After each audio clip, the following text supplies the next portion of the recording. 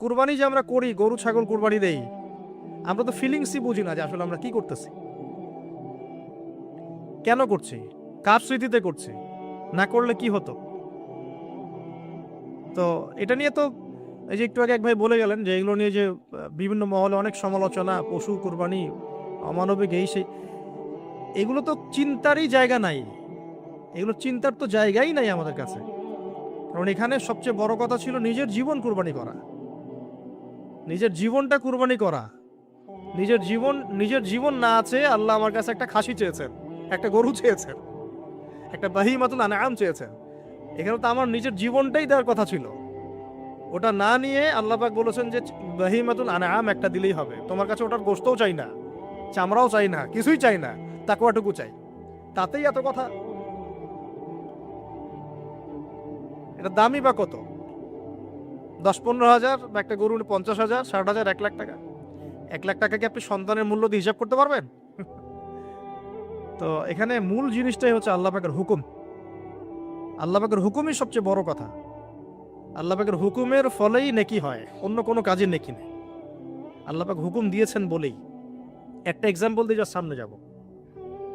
হাজিরা মিনায় রাত কাটাবে না, মিনায় এমনিতে হারাম শরীফে নামাজ পড়লে কত নেকি হয়? 1 রাকাত নামাজ পড়লে 1 লক্ষ নেকি হয়। মানে 1 ওয়াক্ত নামাজ পড়লে 1 লক্ষ ওয়াক্তের নেকি হয়। হারামের কথা বলছে, কাবার কথা বলছে। আর মদিনায় তো 1,000। তো কাবা ঘরে নামাজ পড়লে এত নেকি হয়।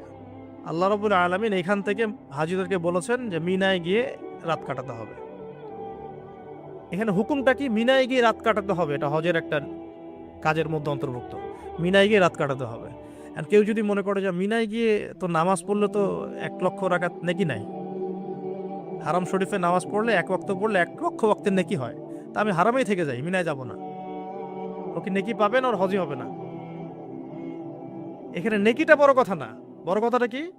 আল্লাহর হুকুম। আল্লাহ পাকের হুকুমের পিছনে কি নেকি আছে এটা আমি সংখ্যা দিয়ে কাউন্ট করতে পারবো না। আল্লাহ পাক হুকুম দিয়েছেন মানে সেখানে ইনফিনিটিভ নেকি আছে। ওটা 1 লক্ষ, 2 লক্ষ, 5 লক্ষ দিয়ে হিসাব করা যাবে না। এখানে কেন কুরবানি করছি? আল্লাহর হুকুম। যুক্তি বিজ্ঞান দর্শন খোঁজার দরকার নেই তো আমার।